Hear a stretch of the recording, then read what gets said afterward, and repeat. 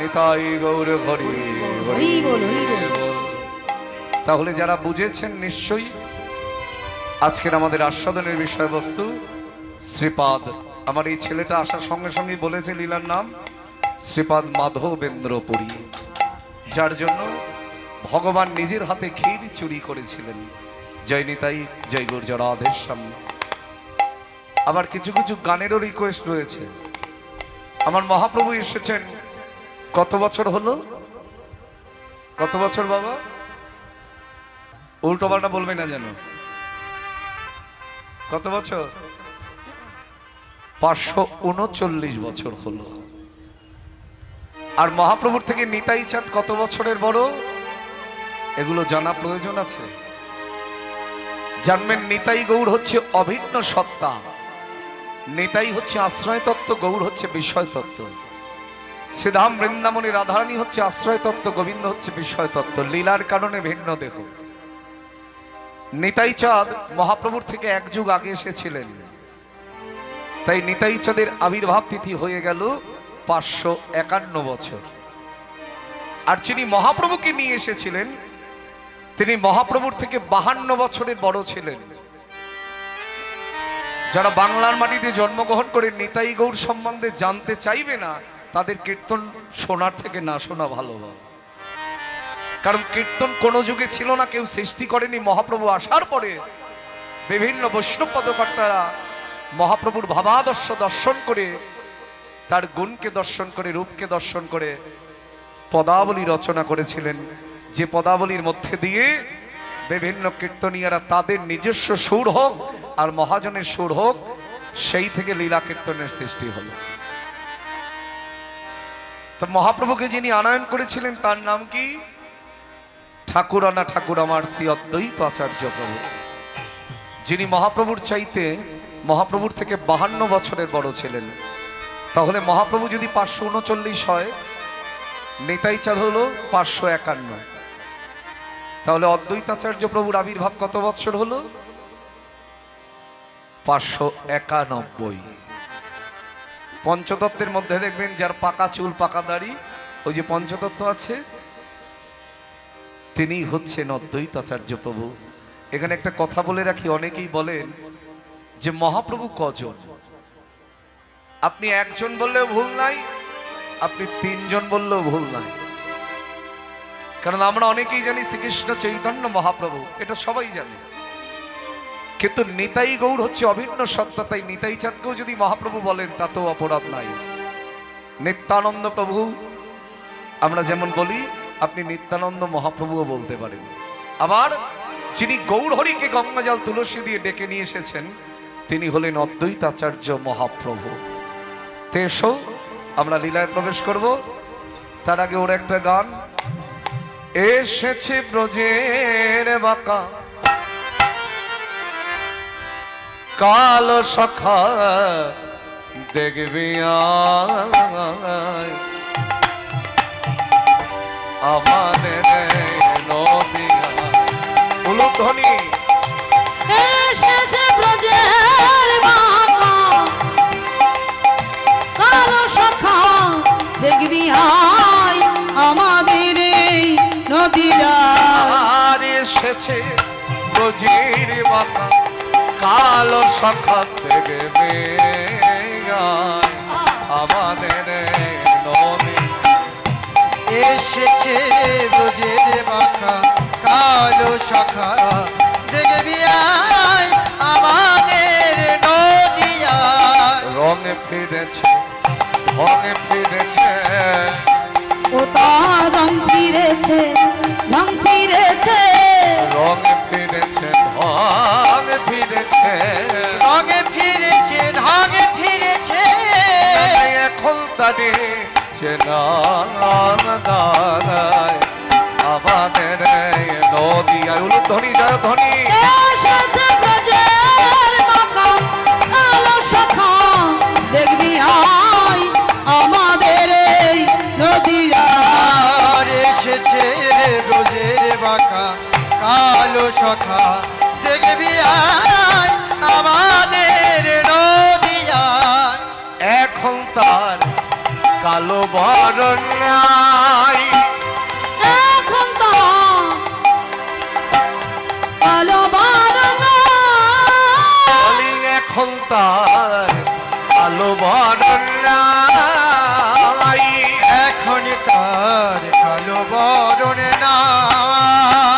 কেন কালো মরণ নাই কেন?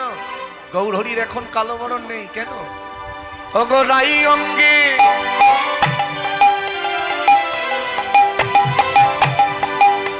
আমার রাই অঙ্গে ওগো রাই অঙ্গে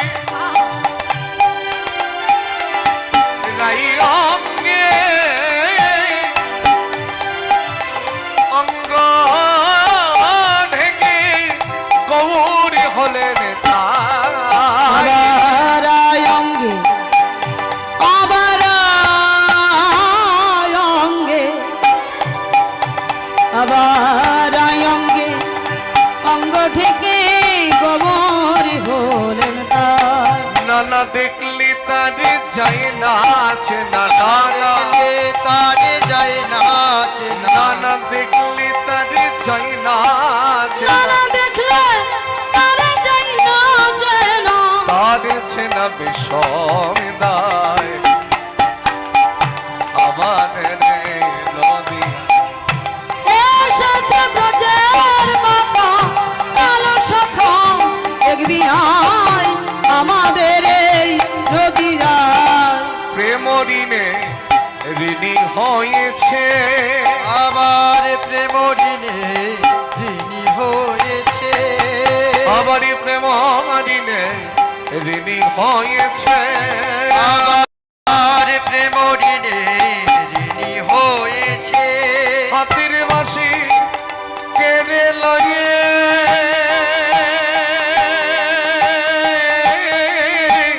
শ্যামে বিদায় দিয়েছে আবার হাতের বাঁশি কেড়ে লইয়ে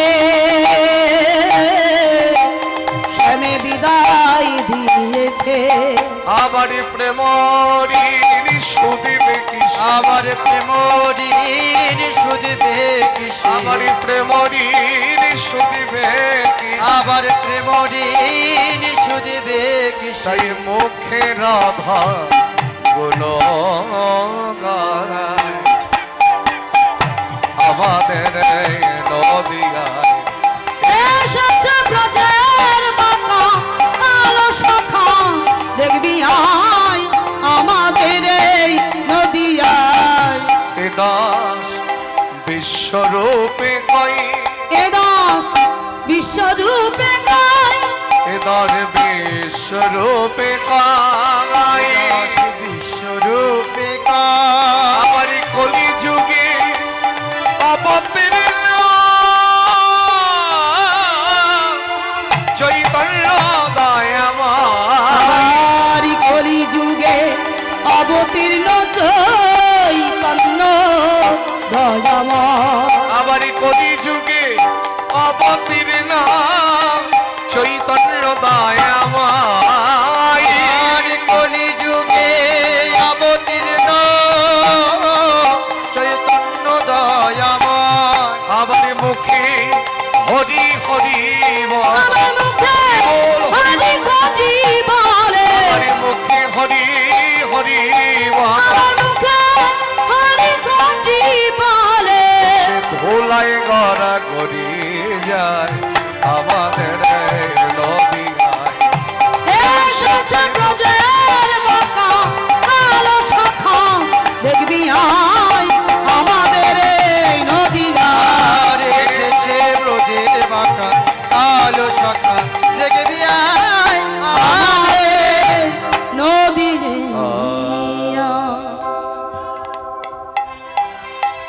আজ গৌরহরি শুধু নদিয়ায় নয় আপনাদের এখানেও এসেছে।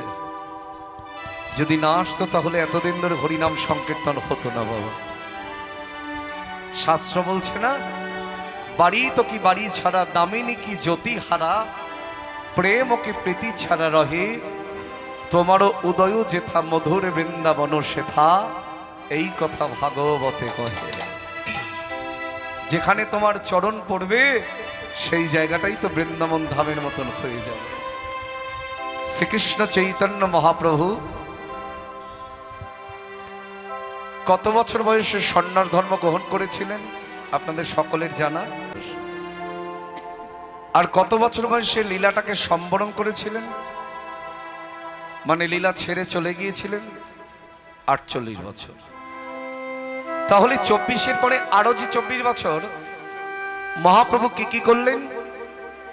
12 বৎসর প্রভু ছিলেন গম্ভীরায়। গম্ভীরা কোথায়? পরিধাম অর্থাৎ নীলাচলে ভক্ত কাশী মিশ্রের গৃহের কাছে একটি নির্জন জায়গা, যার নাম হলো গম্ভীরা। আমি আজকে যেটা গাইব কালকের চৈতন্য চরিতামৃত খুলে দেখবেন। যদি ভুল হয় আমাকে ফোন করবেন, কিন্তু যদি ঠিক হয় তাহলে তার ফোন করার দরকার নাই। ভুল হলে নিশ্চয়ই ফোন করবেন, কালকে গিয়ে মিলিয়ে দেখবেন যা গেয়ে যাব সেটা ঠিক না ভুল। গাল গল্প করবার জন্য বাবা কীর্তন হয় না, অশাস্ত্রীয় কথা বললে কীর্তন হবে না, বৈষ্ণবের কথা বলেই শেষ করা যায় না। তবে এখানে একটা কথা বলে রাখি, গম্ভীরায় মহাপ্রভু কেউ বলেন 18 বছর ছিল, কেউ বলেন 12 বছর ছিল, এখানে একটা দ্বিমত আছে। এখন যদি বলেন বাবা কোনটা সঠিক, আমি আপনাদের বলবো সবটাই সঠিক, শুধু আমরা বেঠিক। কারণ যারা গ্রন্থ রচনা করেছেন তারা আমার মতো মূর্খ নয় বাবা। এক একজনের ভাবাদর্শ অনুসারে, যেমন নামাচার্য ছিল ঠাকুর হরিদাস, তার জন্ম বৃত্তান্ত নিয়ে আজও নানা মুনির নানা মত। কেউ কেউ বলেন ব্রাহ্মণ কুলে জন্ম, লালন পালন মুসলমানের ঘরে, কিন্তু চৈতন্য চরিতামৃত চৈতন্য ভাগবত সে কথা বলে নাই বাবা। চৈতন্য ভাগবত সরাসরি বললেন জাতিকুল নিরার্থক বুঝাইবার তরে হরিদাস জন্ম নিলেন যবনেরও ঘরে। আর চৈতন্য চরিতামৃতে শ্রীল কৃষ্ণদাস কবিরাজ গোস্বামী কলম দিলেন, হীন কুলে জন্ম মোর নিন্দু কলেবর, হীন কাটছে রতময়ী অধম পামর। তার মানে বোঝা যাচ্ছে দুটো গ্রন্থের সাদৃশ্য অনেকটা একরকম। একজন সরাসরি বললেন মুসলমানের ঘরে, আর একজন বললেন হীন কুল, মানে অন্ততপক্ষে বোঝা যাচ্ছে হিন্দু কুলে নয়। কিন্তু এই জগতে কিছু বৈষ্ণব শাস্ত্র আছে সেখানে পাওয়া গেছে হরিদাস ঠাকুরের জন্ম ব্রাহ্মণ কুলে। এখন যদি আপনি তর্ক করেন তর্কই চলবে। ওই জন্য আমার গুরুদেব বলেন সবটাই সঠিক, শুধু আমরা বেঠিক। ভক্তি জগতে কোনোদিনও তর্ক করলে ভক্তি হয় না বাবা। যুক্তি দিলে ভগবান পাওয়া যায় না, তর্ক করলে ভগবান পাওয়া যায় না। ভগবান যারা পেয়েছে তারা যুক্তি তর্ক দিয়ে ভগবান পায় নাই, কোনো যুগে নয়। ভগবান যারা পেয়েছে একমাত্র প্রেম ভক্তির দুফোঁটা নয়ন জলের দ্বারা। বলে নয়ন জল যার ভগবান তার। নয়ন জল যার নাই, আপনার পাণ্ডিত্য দিয়ে কি এর ভগবান পাবেন? আপনার অর্থ দিয়ে ভগবান পাবেন? আপনার রূপ যৌবন দিয়ে ভগবান পাবেন? কখনো হতে পারে না। তাই যারা লিখে গেছেন ভাববেন তারা এক একজন মহাত্মা, তাদের সমালোচনা করা আমাদের পক্ষে সম্ভব নয়। সবটাই সঠিক, আমরা শুধু বেঠিক। মহাপ্রভু 24 বছর নবদ্বীপে লীলা করলেন, তারপরে 12 বৎসর গম্ভীরায়, আর 12 বৎসর তীর্থে তীর্থে ভ্রমণ। কিন্তু গৌরহরি সন্ন্যাসীর পরে যাবার কথা ছিল কোথায়? মাগো কোথায় যাওয়ার কথা ছিল? বৃন্দাবনে। গেলেন কোথায়? নীলাচলে অর্থাৎ পুরীধামে। কেন? এটারও তো কারণ আছে। যখন সন্ন্যাসী হয়ে গেলেন, আমি গোড়া থেকে আলোচনা করছি লীলা, না হলে বুঝতে পারবেন না হট করে। সন্ন্যাস হবার পরে যে একবার ঘর থেকে বাহির হয়ে যাবে সে আর কখনো এছাড় ঘরে ফিরে আসতে পারবে না। এখন তো আমরা অনেকেই সন্ন্যাসী সাজি বাবা। মাথা রাখবেন যে সন্ন্যাসী হবে শুধু বাইরে সন্ন্যাসী হলে হবে না, ভেতরেও সন্ন্যাসী হতে হবে।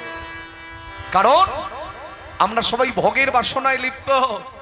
যদি ত্যাগের বাসনায় লিপ্ত না হওয়া যায় তাহলে সে সন্ন্যাসীর বেশ ধারণ করলেও তার কোনো কিছু করার নাই। মহাপ্রভু নিজে সন্ন্যাসী হলেন, জগৎকেও শিক্ষা দিলেন, যদি পারো সন্ন্যাসী হও, কিন্তু সন্ন্যাসীকেও সেজো না। সন্ন্যাসী হয়ে ঘর থেকে বাহির হয়ে গেলে সে যদি বিবাহিত হয় সহধর্মিনীর বদন পর্যন্ত দর্শন করতে পারবে না। তো সন্ন্যাস হবার পরে নিতাই চাঁদ আমার গৌরহরিকে নিয়ে এসেছিলেন নবদ্বীপে নয়, কোথায়? শান্তিপুরের অদ্বৈতাচার্যের ঘরে। তখন তো নিমাইয়ের চাচর চিকুর কেশ নাই। মা আমার মাথায় হাত দিয়ে কাঁদছেন। নিমাই, কিবোর্ডটা একটু এই সামনেটা দেবে, সাপোর্টটা পাচ্ছি না। তো দেখো মা তখন কাঁদছে, নিমাই তোর এমন সুন্দর চাচর চিকুর কেশ কোথায় গেল, আমায় বলতে পারিস বাবা? কে তোরে মুড়ালো মাথা, পড়ালো কৌপিন গাথা, তার কি প্রাণে দয়া মায়া নাই? গৌর হরি মাকে জড়িয়ে ধরে কাঁদছেন, মাগো আমি সন্ন্যাসী হয়েছি তাই আমার মস্তকখানা বন্ডল হয়েছে। বাবা তুই আর ঘরে ফিরবি না বাবা? বল না তুই আর ঘরে ফিরবি না? মা যখন কাঁদছেন, গৌরহরি মায়ের হাতটা ধরেছে। মা তুমি যদি চাও আমি আমার তোমার ঘরে চলে যেতে পারি। নিমাই তুই আমায় পরীক্ষা করছিস বাবা? আমি কি জানি না যে একবার সন্ন্যাসী হয়ে চলে যায় সে আর কখনো এছাড়া ঘরে ফিরে আসে না। আমি যে মা তাই আমার মন মানছে না বলে তোকে এমন কথা বলেছি বাবা। কিন্তু আমিও তো জানি তুই শুধু আমার নিজের আত্মসুখের জন্য নয়, তুই আমায় শুধু সুখ দিবি সেই জন্য তো তুই আসিসনি বাবা। এই জগৎকে যে সুখী করতে চায় কৃষ্ণ নাম প্রেমের মধ্যে দিয়ে, আমি মা হয়ে কেমন করে সন্তানকে একা বেঁধে রেখে সুখ ভোগ করব? তাই আমি তোকে কথা দিলাম বাবা, তুই বৃন্দাবনে না গিয়ে নীলাচলে যা। কারণ নবদ্বীপ নীলাচল দুই ঘর হয়, নীলাচলে রহ যদি আমার বাঞ্ছা পূরণ হয়। মাথায় রাখবেন, চার জায়গায় গৌরহরি যুগ যুগ ধরে বর্তমান, আজকের দিনেও। একটা হলো নবদ্বীপের শ্রীবাস অঙ্গন, যদি কেউ জিজ্ঞাসা করে বলতে পারবেন। যাদের জানা আছে খুবই ভালো কথা, কিন্তু সবার যে সবকিছু জানা থাকবে তা তো নয় বাবা। একটা নবদ্বীপের শ্রীবাস অঙ্গন, একটা হলো নিত্যানন্দ নর্তন অর্থাৎ নিতাই চাঁদ যেখানে নৃত্য করেন সেখানে আমার গৌরহরি বিরাজমান। আরেকটি হলো সচিমায়ের রন্ধন, যেখানে মহাপ্রভুর ভোগ রান্না হয় সেখানে সাক্ষাৎ গৌরহরি বিরাজমান। আরেকটি হলো উত্তর 24 পরগনার সোদপুর খড়দহ, তার কাছাকাছি যে জায়গাটা তার নাম হচ্ছে পানিহাটি। সেই পানিহাটিতে রঘুনাথ দাস গোস্বামীকে নিতাই চাঁদ দণ্ড দিয়েছিলেন। আলোচনা যখন এলো, অনেক আলোচনা করার কিন্তু সময়টা তো কম। আমরা এই যে মালসা ভোগ দেখি এখন, চিড়ে ভোগ, একটা সময় ছিল না বাবা। একটা সময় মহাপ্রভুর অন্নভোগের প্রচলন ছিল, কিন্তু মালসা ভোগ চিড়ে ভোগ ছিল না। এই মালসা ভোগ চিড়ে ভোগ উৎপত্তি হলো কোথা থেকে? ওই পানিহাটি থেকে। রঘুনাথ দাস গোস্বামী, জয়রূপ সনাতন ভট্ট রঘুনাথ, শ্রীজীব গোপাল ভট্ট দাস রঘুনাথ, সেই রঘুনাথ দাস গোস্বামী 6 গোস্বামীর 1 গোস্বামী, তিনি নিতাই চাঁদের কৃপা না নিয়ে গৌর কৃপা নিতে গিয়েছিলেন। তাই নিতাই চাঁদ তাকে দণ্ড দিয়েছিলেন, ওরে চোরা তুই আমার প্রাণের গৌরধন চুরি করতে গিয়ে, তুই আমার প্রাণের গৌরধন চুরি করতে গিয়েছিস অথচ আমার অনুমতি না নিয়ে, তাই আমি তোকে দণ্ড দিলাম। এই গঙ্গা তীরে আমার পরিকরগণকে তোকে দধি চিরা খাওয়াতে হবে। এখনো জ্যৈষ্ঠ মাসে, এবছর অবশ্য তিথি অনুসারে আষাঢ় মাসে চলে গেছে সেই চিরের মেলা। যদি কেউ যান পানিহাটির রাঘব ভবন, সেই রাঘব ভবনে আজও মহাপ্রভু বিরাজমান। তাহলে চারটে হয়ে গেল, শিবাসঙ্গন, নিত্যানন্দ নর্তন, শচীমায়ের রন্ধন আর পানিহাটির রাঘব ভবন। তা আজকে শ্রীকৃষ্ণ চৈতন্য মহাপ্রভু চলেছেন নীলাচলের পথে। বলতে দ্বিধা নাই, পথটা কিন্তু কোলাঘাটের ওপর দিয়ে, বম্বে রোডের ওপর দিয়ে বাবা। হরিবোল হরিবোল। এখান থেকে বেশি দূর নয়, বালেশ্বর, খুব কাছাকাছি আজকের যে লীলা আমরা আস্বাদন করব। চলেছেন গৌর হরি নীলাচলের পথে। যেতে যেতে জগদানন্দের হাতটা ধরেছে। জগদানন্দ, আমার মন মানে না, আমি যাব নীলাচলে। আমার মন মানে না, আমি যাব নীলা চলে। আমার মন মানে না, আমি যাব নীলাচলে। আমার মনে মানে না, আমি যাব লীলাচলে। আমার মায়ের আদেশ, নিজের মনের আদেশ। আমার মায়ের আদেশ মনের আদেশ। আমার মায়ের আদেশ, নিজের মনের আদেশ। আমার মায়ের আদেশ মনের আদেশ। আমি যাব নীলাচলপুরে। আমার মন মানে না, আমি যাব নীলা চলে। আমার মনে মানে না, আমি যাব লীলাচলে। জগদানন্দ, কত দূর নীলাচল,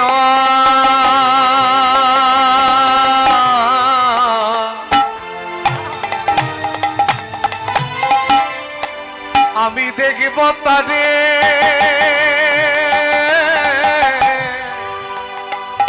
আমি দেখব তারে। জগন্নাথ হেরব, জগন্নাথ স্বামী। আমার মন তাই গৌর হরি হরি বল। আমি যাব নীলা চলে। আমার মনে মানে না,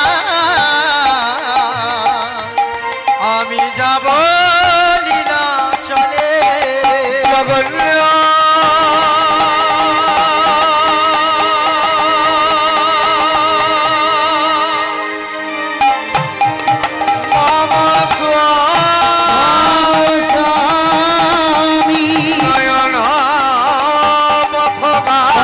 পথগামী। আমার স্বামী পথগামী। ভব তুমি, ভব তুমি। এই উড়িষ্যার মাটিতে পদার্পণ করে গৌর হরি বলে উঠলেন, বলো জয় জগন্নাথ কি জয় জয় জগন্নাথ কি জয় জয় জগন্নাথ কি। জয়। শুধু হাতই উঠছে বাবা, মুখ কিন্তু নড়ছে না, কান অব্দি আসছে না। জোর হবে না একটু? এখানে একটা প্রশ্ন দেখো, বাসুদেব ঘোষ কহে করো জুড়ি দুই হাত, যেই কৃষ্ণ সেই গৌর সেই জগন্নাথ। তাহলে যেই কৃষ্ণ সেই গৌর সেই যদি জগন্নাথ হয়, তাহলে গৌর হরি কৃষ্ণ আর জগন্নাথের মধ্যে তফাৎ থাকে? অথচ মহাপ্রভু জগন্নাথের নামে জয়ধ্বনি করে উঠলেন, কারণ আমার মহাপ্রভুর আচরণটা ঠিক তেমনই ছিল। হ্যাঁ, ভক্তাভাব অঙ্গীকার করি গোড়ায়, ভক্তের ভাবধারায় বিভাবিত হয়েছেন। নিজে আচরি ধর্ম জগৎকে শেখায়, নিজে আচরণ না করলে সেটা শেখানো না যায়। তাই নিজে আচরণ করলেন, অপরকেও আচরণ শেখালেন। বলো জয় জগন্নাথ কি জয় বাবা বাবা, জয় জগন্নাথ কি জয় জয় জগন্নাথ কি জয়। জগদানন্দ, ও জগদানন্দ, কোথায় এলাম বলো তো ভাই? এই কিবোর্ডটা এই সামনে মনিটর একটু দাও, একটু পাচ্ছি কম, পেলে আর বলবো না। জগদানন্দ, কোথায় এলাম বলো তো? প্রভু, এটা তো বালেশ্বর, বালেশ্বরই এসে পড়েছি, তাহলে আজ আর যাব না, চলো না একবার রেমুনা গ্রাম থেকে ঘুরে আসি। প্রভু, তুমি রেমুনা গ্রামে যাবে কেন? চলো না একবার আমার গোপীনাথকে দর্শন করে আসি।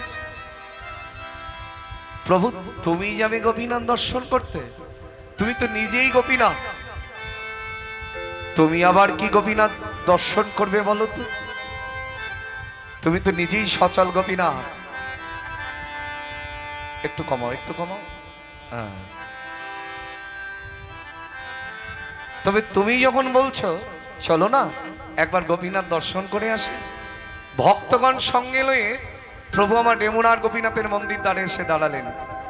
আর চৈতন্য চরিতামৃতে শ্রীলকৃষ্ণদাস কবিরাজ গোস্বামী কলম দিলেন, মহাপ্রভু দর্শন করাচ্ছেন, দর্শন করো, এই হলো আমার সেই গোপীনাথ। আপনাদের মধ্যে কারোর কি এই গোপীনাথ দর্শন হয়েছে? হ্যাঁ, বাড়ির এত কাছে থাকেন, হয়েছে দর্শন? কে কে করেছেন হাত তুলুন দেখি। বাহ, দণ্ডবাদ জানাই আপনাদের চরণে। কবিরাজ গোস্বামী কলম দিলেন, মহাপ্রভু অঙ্গুলি সংকেত করে দর্শন করাচ্ছেন। রেমুনায়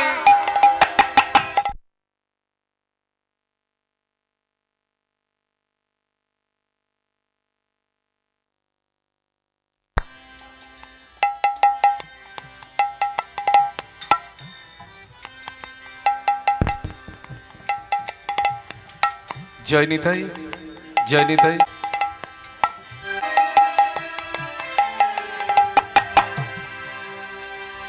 রেমুনায় গোপীনাথ,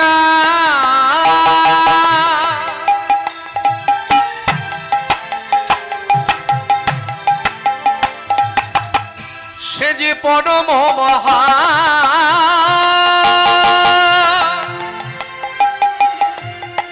ভক্তি করি তারে প্রভু কইলেন দর্শন। আবার ভক্তি করি আরে প্রভু করলেন দর্শন। আবার ভক্তি করি তারে প্রভু কইলেন দর্শন। আর ভক্তি করি তারে প্রভু কইল দর্শন। আচ্ছা বাবা, ভগবানকে কিভাবে প্রণাম করতে হয়? আস্তে দেখবেন, আমাদের একটা ভুল অভ্যাস, আমি বাজে অভ্যাস বলবো না, যদি পথে যেতে যেতে কোনো দেবদেবীর মন্দির দর্শন হয়ে যায়, দেখবেন প্রণামের কি ছিরি। হ্যাঁ, কি করি না এইভাবে? হ্যাঁ, আমি তো বলি নাকের মাথা ভোতা হয়ে যাবে ওইভাবে প্রণাম করলে। এটা প্রণাম? দেখবেন অনেকের অভ্যাস, দেখলেই হয়। সবাই না বাবা, 90%। এবার বলো কোনটা ধরবো আমি? দেখবেন এটা অভ্যাস। মহাপ্রভু বলছেন, ওরে ওইভাবে প্রণাম করলে ভগবানের চরণ পর্যন্ত যাবে না রে। তাই নিজে আচরণ করে জগৎকে শেখাচ্ছেন। মন্দিরের মধ্যে রয়েছে সচল গোপীনাথ নয়, তিনি অচল। আর বাইরে যিনি দর্শন করাচ্ছেন তিনি হচ্ছেন কলিযুগ পামর অবতার, তিনি সচল গোপীনাথ। তাই তিনি সাষ্টাঙ্গে প্রণাম করে জগৎকে শিক্ষা দিলেন, যদি প্রণাম করতে হয় এইভাবে।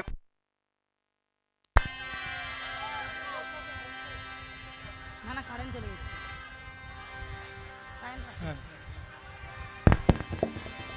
জয় নিতাই, একটু ওয়েট করে বলে দাও, না হলে হট করে। জয় নিতাই, জয় গৌর জরাধেশ্বম, জরাধেশ্বম। Hello hello. জয় নিতাই, জয় গৌর জরাধেশ্বম, জরাধেশ্বম। জয় নিতাই। তো দেখো মহাপ্রভু নিজে আচরণ করে জগৎকে শেখাচ্ছেন, যদি প্রণাম করতে হয় সাষ্টাঙ্গে ভগবানকে প্রণাম করো। আর যেই না প্রণাম করেছে, লীলার কি মাধুর্য, ওই মন্দিরের গোপীনাথের যে মাথার পুষ্পচূড়া সেটা খসে মহাপ্রভুর মাথার উপরে। যেই না মহাপ্রভুর মাথার উপরে পড়েছে, কবিরাজ গোস্বামী আবার কলম দিলেন, তারও পাদে পদ্ম নিকট প্রণাম করিতে, তারও পাদে পদ্ম নিকট প্রণাম করিতে, তারও পাদে পদ্ম নিকট প্রণাম করিতে, পাদে পদ্মে নিকট প্রণাম করিতে, তার পুষ্প চূড়া পড়িল প্রভুর মাথে, আবার তার পুষ্প চূড়া পড়িল প্রভুর মাথে, আবার তার পুষ্প চূড়া পড়িল প্রভুর মাথে, তার পুষ্প চূড়া পড়িল প্রভুর মাথে, চূড়া পাইয়া মহাপ্রভুর আনন্দিত মা, আমার চূড়া পাইয়া মহাপ্রভু আনন্দিত মা, চূড়া পাইয়া মহাপ্রভু আনন্দিত মা, আমার চূড়া পাইয়া মহাপ্রভু আনন্দিত মা, প্রভু নিত্য গীতি কইল লইয়া ভক্তগণ, আবার প্রভু নিত্য গীত কইল লইয়া ভক্তগণ, বলে জয়ী জয়ী গোপীনাথ, বলে জয় জয় গোপীনাথ, জয় জয় বলে গোপীনাথ, জয় জয় গোপীনাথ, বাহু তুলে সবাই বলো জয়ী জয়ী গোপীনাথ, বাহু তুলে সবাই বলো জয় জয় গোপীনাথ, তুমি ত্রিজগতের না জয়ী জয়ী গোপীনাথ, তুমি তি জগতে নাথ, জয়ী জয়ী আবার তুমি তি জগতে নাথ, জয় জয় আবার গোপীনাথ, তুমি তি জগতে নাথ, জয় জয় গোপীনাথ, প্রভু নিত্য গীত কইল লইয়া ভক্তগণ, প্রভু নিত্য গীত কইল লইয়া ভক্তগণ। মন্দিরের বাইরে বেরিয়ে এলেন আমার গৌর হরি, এটা একটু ভেতরে বাড়াও, কম পাচ্ছে। মন্দিরের বাইরে বেরিয়ে এলেন আমার গৌর হরি, সকল ভক্তগণের মধ্যমণি হয়ে বসলেন, বসে বলছে, ভক্তগণ তোমরা তো আমার গোপীনাথকে দর্শন করলে, এখানে যারা বসে আছেন দাঁড়িয়ে আছেন ভাবরাজ্যে যান, গিয়ে দর্শন করুন, দেখবেন মনে হবে এটাই সেই রেমুনা। কারণ কীর্তনিয়া যে লীলার বর্ণনা করেন সেই জায়গাটা তৈরি হয়ে যায় বাবা। হরি নামেই তো, হরি নামে লীলার মধ্যেই তিনি বাস করেন, তাই মনে করুন এটাই সেই রেমুনা গ্রাম, সেই গোপীনাথ যার কথা মহাপ্রভু বলছেন। তোমরা তো সবাই গোপীনাথকে দর্শন করলে, বলো তো এই গোপীনাথ কার জন্য জগতে এত বিখ্যাত হয়েছে? এই বলতে বলতে মহাপ্রভুর দুটো নয়ন জলে বুক ভেসে যাচ্ছে। গৌর হরি, আমরা কি করে জানবো গো? তুমি যদি তোমার শ্রীমুখে বর্ণনা করো তবেই না জানবো। শুধু গৌর ভক্তমণ্ডলী, ভক্তিমতী মায়েরা, এই গোপীনাথ মহাপ্রভু বর্ণনা করছেন সকল ভক্তগণের কাছে। সবাই শোনো, এই গোপীনাথ জগতে বিখ্যাত হয়েছে আমার দাদু গুরুর জন্য। মহাপ্রভুর গুরুদেবকে, মহাপ্রভুর গুরুদেবকে ঈশ্বরপুর, আর মহাপ্রভুর সন্ন্যাসের গুরুদেব কেশব ভারতী। এখানে একটা প্রশ্ন আসবে না বাবা, যিনি জগতের সকলের গুরু, যিনি রাধাকৃষ্ণের মিলিত তনু আমার ভগবান, তার আবার গুরুকরণের কি দরকার? এই বারবার করে যুগে যুগে ভগবান আমার প্রমাণ করতে চাইলেন গুরু চরণ ছাড়া কখনো গোবিন্দ চরণ পাওয়া যায় না। তাই যারা গুরু দীক্ষা নিয়েছেন, গুরু কৃপা হয়েছে, খুব ভালো কথা। কিন্তু যাদের হয়নি, আপনি ভাবছেন সময় আপনার কাছে আসবে, জীবনে আর কোনোদিন আসবে না বাবা। এই দিন চলে গেলে আর আপনি এই দিনটা পাবেন না। যেদিন কৃষ্ণ ভজন হয় না, সেদিনটা জীবের কখনো ভালো দিন হতে পারে না। জানবেন, যেদিন কৃষ্ণ বলে কাঁদা যায় না, এই জগতে এমন সুখের দিন আর কোনোদিন পাওয়া যাবে না। মহাপ্রভুর সংসারে কোনো জিনিসের মূল্য নাই, একমাত্র ভক্তের দুফোঁটা নয়নের জল ছাড়া। তাই আমার গৌর হরি তিনি দীক্ষা গ্রহণ করেছিলেন জগৎকে শিক্ষা দেবার জন্য। তার গুরুদেব হচ্ছে ঈশ্বরপুরী, আর ঈশ্বরপুরীর গুরুদেব ছিলেন শ্রীপাদ মাধবেন্দ্র। গুরুদেবের গুরুদেবকে বলা হয় পরম গুরুদেব বা দাদু প্রভু, দাদু গুরু। তোমরা সবাই শোনো, এই গোপীনাথ আমার দাদু গুরুর জন্য নিজের হাতে ক্ষীর চুরি করেছিলেন। বলতে বলতে নয়নের জলে বুক ভেসে যাচ্ছে গৌর সুন্দরের। তিনি কখনো কাঁদেন, কখনো হাসেন, কখনো নাচেন, আবার কখনো ধুলায় গড়াগড়ি যান। মাঝখানে একটা আসরে আমি বলছিলাম, বাবা, যিনি নবদ্বীপের শ্রেষ্ঠ পণ্ডিত, নিমাই পণ্ডিত যার নাম, যিনি দর্শন শাস্ত্রের ছাত্র, একবার ভেবে দেখুন তো, এই জগৎ মাঝে যাদের পাণ্ডিত্য আছে তাদের মাটিতে পা পড়ে না। আর যিনি সাক্ষাৎ ভগবান, যিনি এত বড় পাণ্ডিত্য মাথায় করে নিয়ে নদিয়ার পথে পথে দাঁড়ে দাঁড়ে খালি গায়ে খালি পায়ে জগৎকে কৃষ্ণ বলে কাদাবারে লাগিয়ে ধুলাই গড়াগড়ি পর্যন্ত দিলেন। তো সেই গৌর দেশের মানুষ হয়ে যদি একবার হা গৌর বলে নাকা দিতে পারি, আমার মতো নধমের আশা যাওয়াই সার। বাবা, মাধবেন্দ্রপুরীর কথা বলতে বলতে আমার গৌর হরির দুটি নয়ন জলে মুখ ভেসে যাচ্ছে। এই মাধবেন্দ্রপুরীর জন্মস্থানটি হলো পূর্ববঙ্গের শ্রীহট্ট জেলার পূর্ণিয়াপাড় গ্রামে। লৌকিক লীলায় ইনি হলেন মহাপ্রভুর পরম গুরু। সেই পুরী গোসাই বহু তীর্থ ঘুরে ঘুরে অবশেষে বৃন্দাবনের মাটিতে এসেছিলেন। শাস্ত্রে বলছে, ত্রিলোকে পৃথিবী ধন্যা যথা বৃন্দাবন। আপনি সব তীর্থ ভ্রমণ করেছেন, কিন্তু বৃন্দাবনে যদি না যেতে পারেন, মনুষ্য জন্ম লাভ করবার পরে যেখানেই যান না কেন বাকিগুলোর আর মাধুর্য থাকবে না। কারণ বৃন্দাবনের মাধুর্য সেটা যে কি, যদি কেউ বৃন্দাবনে যায় তবেই তার অনুভব হবে। তবে একটা কথা বলে যাই, যদি কেউ মনে মনে চিন্তা করে বৃন্দাবন আমি ট্যুর করতে যাব, তাহলে কোনোদিন অনুভব হবে না। বৃন্দাবন ট্যুরের জায়গা নয়, শ্রীক্ষেত্র পুরী ট্যুর করবার জায়গা নয়। ওটা আমরা টুরিস্ট জায়গা তৈরি করে ফেলেছি, সেটা আমাদের দুর্ভাগ্য।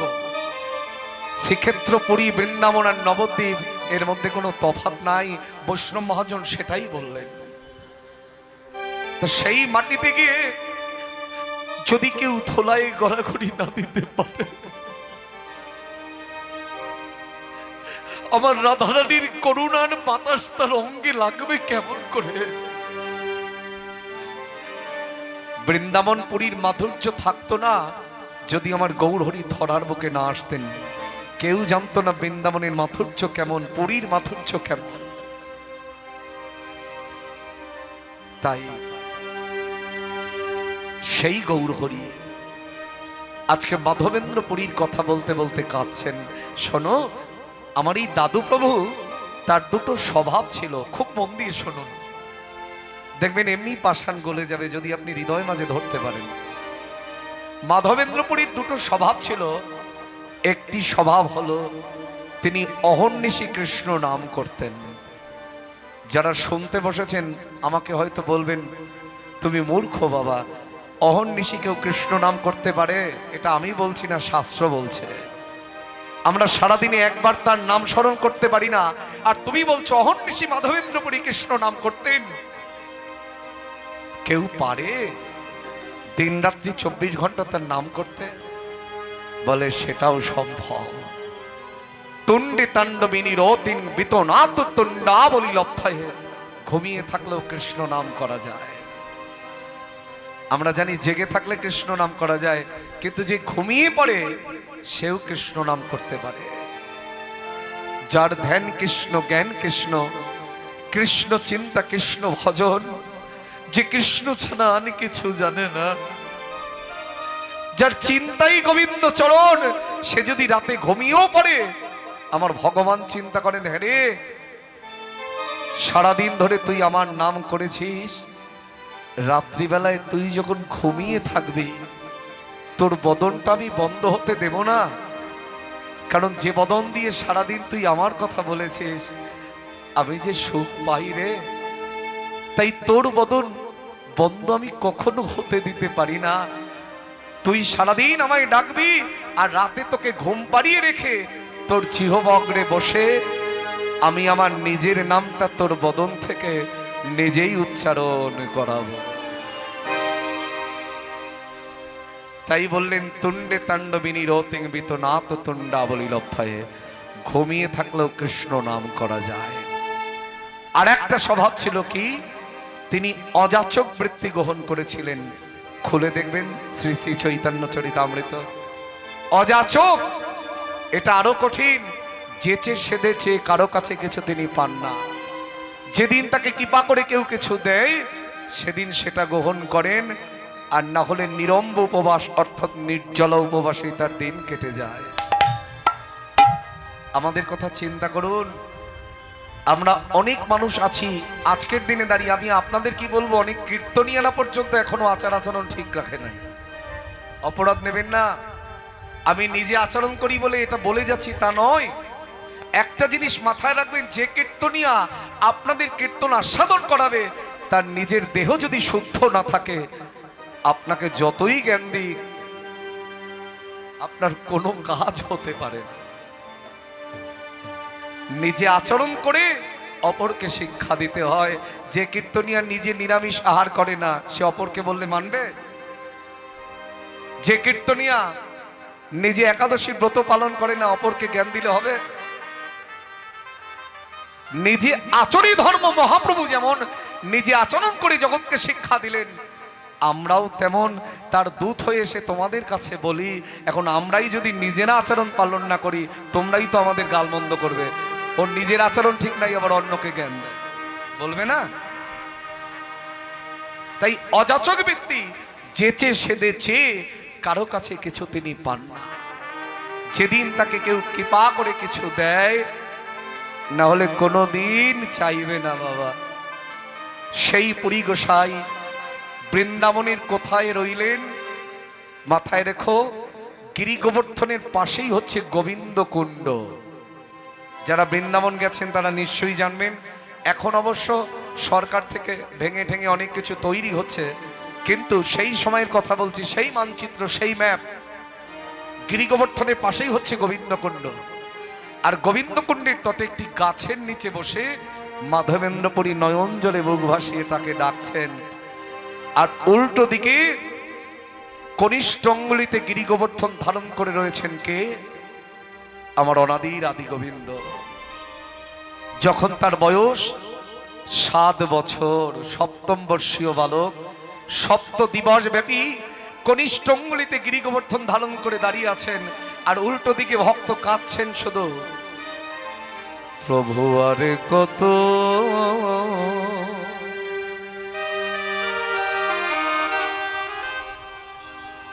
দিনে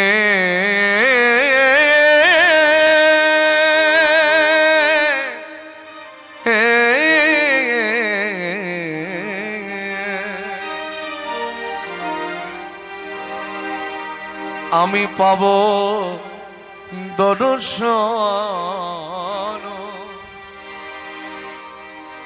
বলো বলো প্রভু, বলো দয়াল হরি।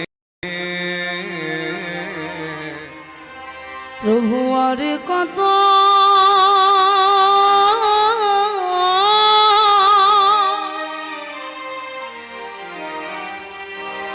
দিনে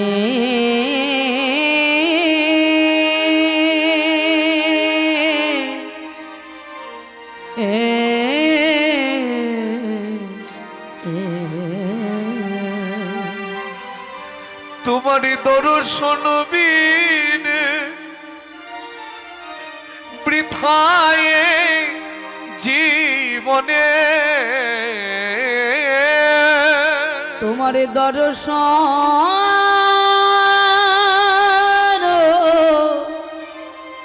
বিনে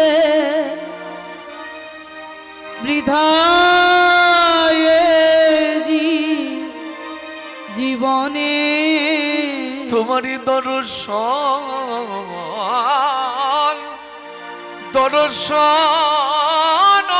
বিনে বৃথায় জীবনে দয়াল হরি বিনে এ প্রাণে রাখিতে না পারে। প্রভু আরে কত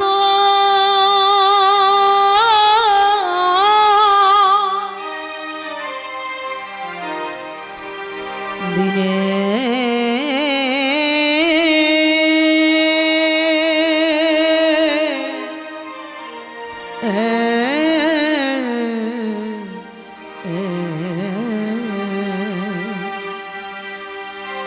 তোমার দর্শন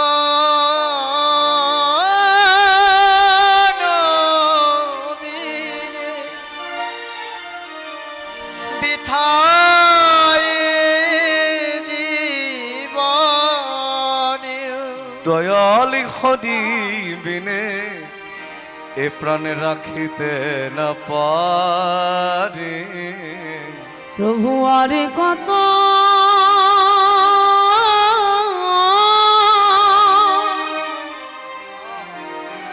দিনে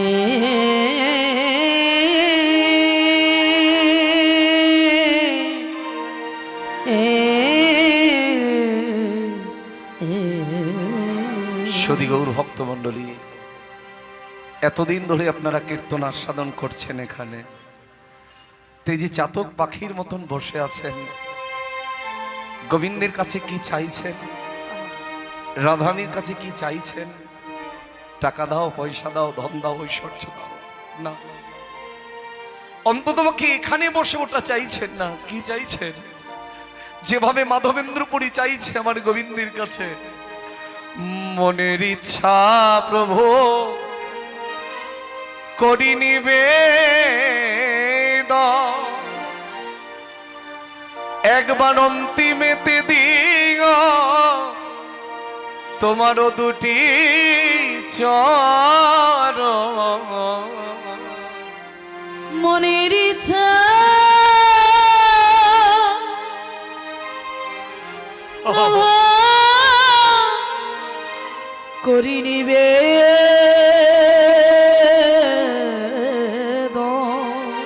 একবার অন্তিমেতে দিও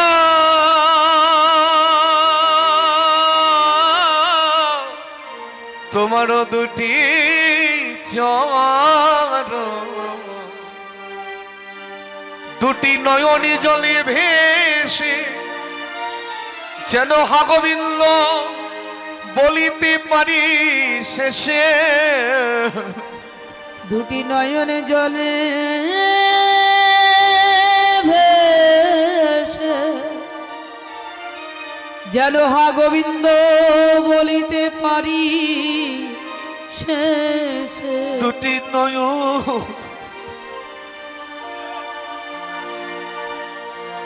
নয়নে জলে ভেসে যেন হা গোবিন্দ বলিতে পারি শেষে। সজল নয়নে আমার বদন ভরে, প্রভু আরে কত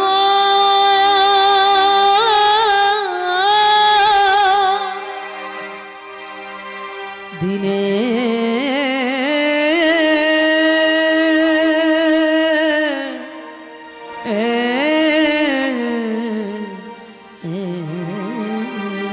গাছের নিচে বসে বসে যখন কৃষ্ণ গুণ গাইছেন, ওই গিরিগোবর্ধন ধারণকারী গোপালের হৃদয়ে গিয়ে ধাক্কা দিল। আহা, একই সারাদিন ধরে আমার কথা চিন্তা করে, আর ওকে ছাড়া আমি খাবো কেমন করে? সারাদিন না খেয়ে বসে বসে আমার নাম করছে। হ্যাঁ, গাছের নিচে বসে বসে গাইছেন। অনেকটা বেলা তখন গড়িয়ে গেল, তখনও পর্যন্ত পেটে কিছু জোটে নাই।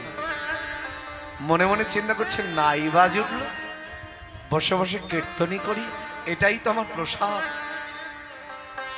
জানবে, এ জগতে খাবার দু রকমের হয়। একটা খাবার খেলে পেট ভরে, আর একটা খাবার খেলে অন্তর ভরে। এই যে বসে বসে পাচ্ছে, এটা হচ্ছে অন্তর ভর্তি করবার প্রসাদ। আর কালকে ওই যে মাইকে প্রচার হচ্ছে, অ্যানাউন্স হচ্ছে, ওটা হচ্ছে পেট ভর্তি করবার প্রসাদ। গাছের নিচে বসে বসে গাইছেন আপন মনে, নাই বাজ উঠলো, তোমার নামই তোমার একমাত্র প্রসাদ। জয় রাধা রমণ,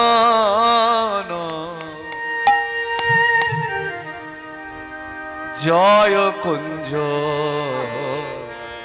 বিহারে। জয় রাধা রমণ,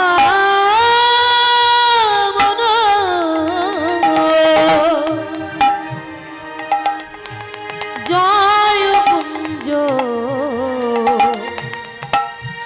বিহারী। জয় রাধা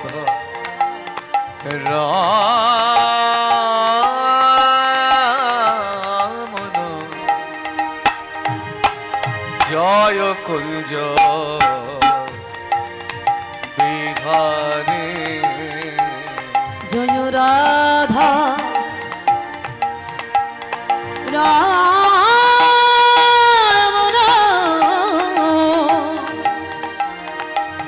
জয় কুঞ্জ বিহারী। নবীন নিরদয়া, জয় শ্যাম সুন্দর,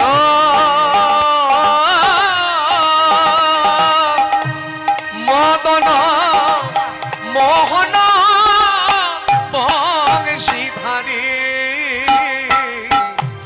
নবীন নিরদয়া,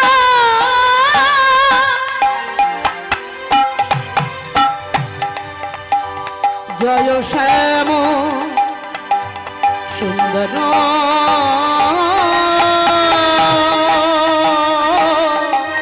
মদন মোহন বংশীধারী। নবীন নিরদয়া, জয় শ্যাম সুন্দর,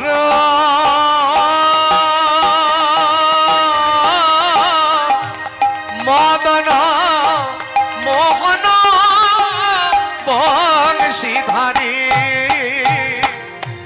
নবীন নিরদয়া, জয় শ্যাম সুন্দর,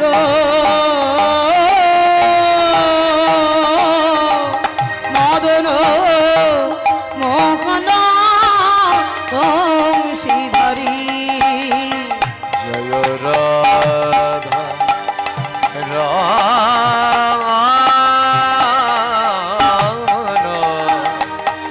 জয় কুঞ্জ বিহারে। জয় রাধা রমণ, জয় কুঞ্জ বিহারী। দেখতে দেখতে যখন বেলা গড়িয়ে গেল, ভগবান চিন্তা করছে, ওকে ছাড়া আমি খাবো কেমন করে? লক্ষ্য করুন, এমনিতেই 7 বছর বয়স গিরি গোবর্ধনধারী গোপালের, আরো ছোট হয়েছে। ছোট হয়ে একটা দুগ্ধ ভাণ্ড হাতে নিয়ে এবার গুটি গুটি পায়ে এগিয়ে চলেছেন। কিভাবে চলেছেন? কবিরাজ গোস্বামী কলম দিলেন, আজি অপরূপে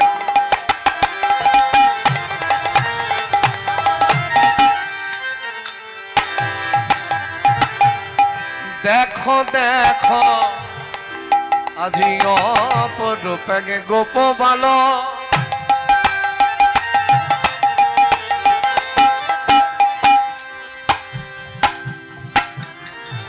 আজি অপরূপে গোপ বালক,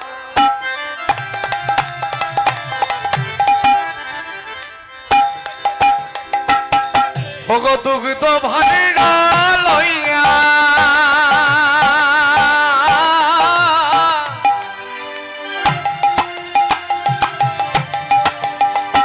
এবারে মাধবীপুরীর সন্মুখেতে দাদা লইয়া আসিয়া, আবার মাধবপুরীর সন্মুখেতে